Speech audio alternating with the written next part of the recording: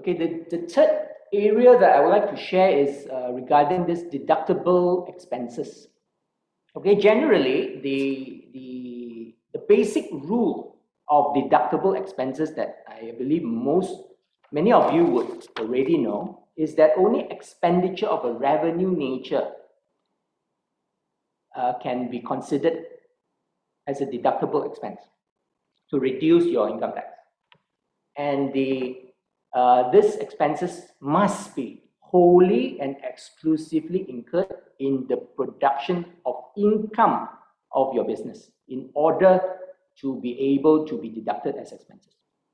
Okay, I think these are the general principles. Okay, of course, they have been held in cases that unless the object of the expenditure is solely in the production of income, as opposed to the creation of capital, then the expenditure will fail the deductibility test. Okay, so let's go to a case study. Okay, I once acted for a cement manufacturer with a huge cement mill somewhere in Rawang. So I've actually, I actually visited the mill, and I was just amazed at how vast, how complicated cement making can be. So as such, being such a huge factory, right, the company actually store a large stock of engineering parts. They require the engineering parts, which was stored on site, to basically cater for the situation where they require urgent repairs to their mills and their machineries. Any downtime, be it for hours, will be very costly to the company. So they have a huge stock of engineering parts.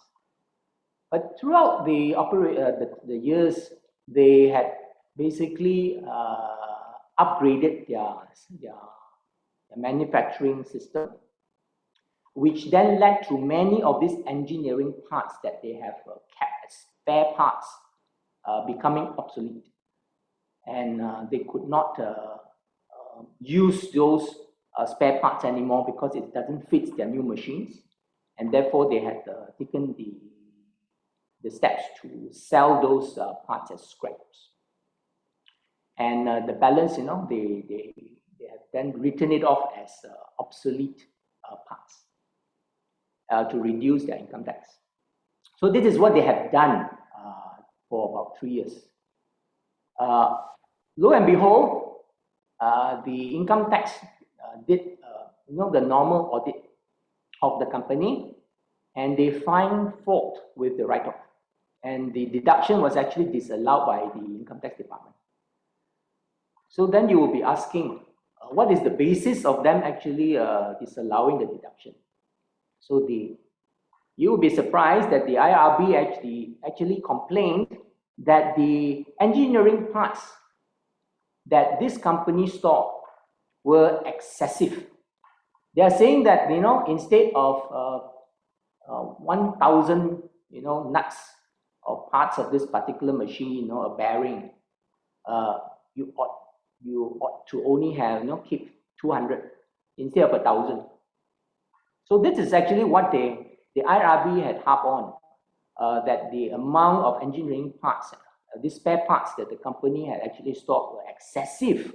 And being excessive, then the IRB raised assessment to increase income tax based on the reversal of the write-off of these obsolete spare parts. That is in fact what happened. So of course then the matter was litigated in court, and only at on the eve of the hearing before, of course, the court, which are called Special Commissioners of Income Tax Court, only on the eve of the hearing of the trial, that the IRB finally accepted our representation. We sent in representations 3 times to ask the IRB to reconsider their position. Giving all the evidence that we have gathered, giving to them the case law, that are very relevant to the issue in dispute. And at the eve of it, then only they came and tell us that they are accepting in full the appeal. So we got what we want at the end of the day, but it was 3 years after the client having paid in full the assessment, the increased assessment. And I made to understand that the refund, they finally got the refund, but the refund was actually refunded without interest.